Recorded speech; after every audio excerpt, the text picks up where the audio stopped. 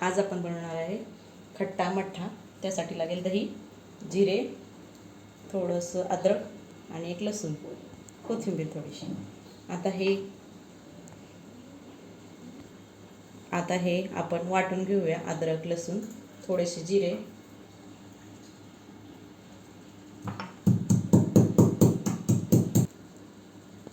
आता ही कोथिंबीर चिरून घ्यायची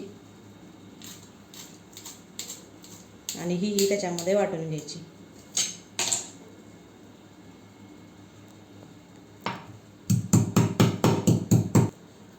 आता हे दही फेटून घेऊया आपण एका भांड्यामध्ये।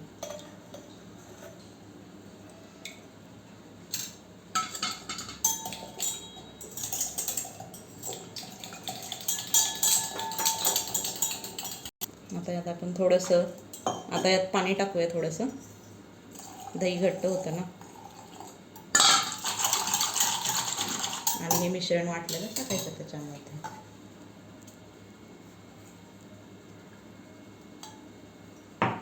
आणि मीठ टाकूया।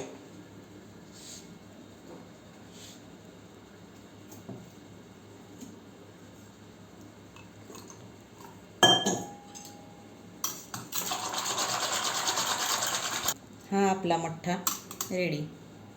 फक्त 2 मिनिटांमध्ये होणारा मठ्ठा पोहेसोबत मस्त लागतो।